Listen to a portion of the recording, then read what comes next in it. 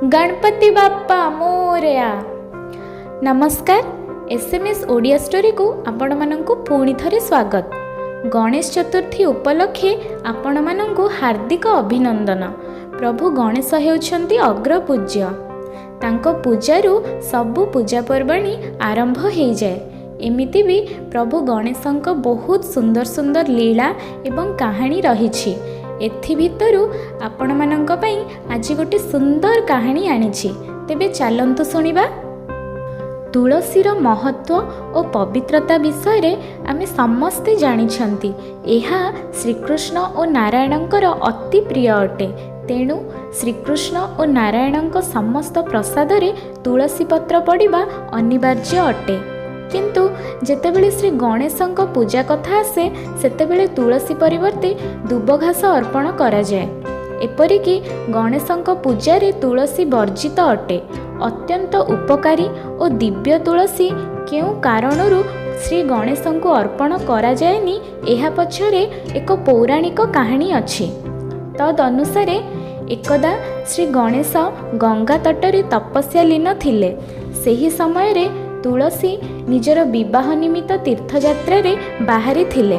तुलसी श्री गणेशंकर दिव्य रूप देखि मोहित होइथिले, जहा फଳରେ से श्री गणेशंकर ध्यान भंग करी तांको विवाह पई प्रस्ताव देइथिले।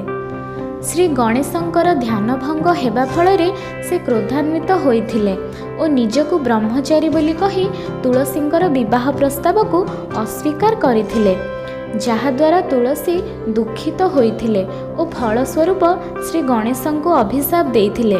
तुलसी कहिथिले जे श्री गणेश केबे ब्रह्मचर्य व्रत पालन करिपरिबे नाही और तांको दुई थर विवाह करिबाकू पड़िबो। एहा सुनी श्री गणेश अत्यधिक क्रोध प्रकाश करिथिले और तुलसी को अभिशाप स्वरूप कहिथिले जे जेहेतु विवाह मोहरे पड़ी तुमे ए सब भूल करिछ, तुमर विवाह एक असुर सह हेबो। एक असुर सह विवाह कथा सुनी तुलसी सही पारले नाही। तुलसी निजर भूल बुझी पारले और श्री गणेश को क्षमा प्रार्थना कले। क्रोध शांत हेबा परे श्री गणेश तुलसी को कहिले जे तुमर विवाह शंखचूड़ नामक एक असुर सह संपन्न हेब और अभिशाप पूर्ण हबा परे तुमे धरा पृष्ठरे एक दिव्य वृक्ष भावरे जन्म नेब और श्रीकृष्ण और नारायणंकर अति प्रिय हेब।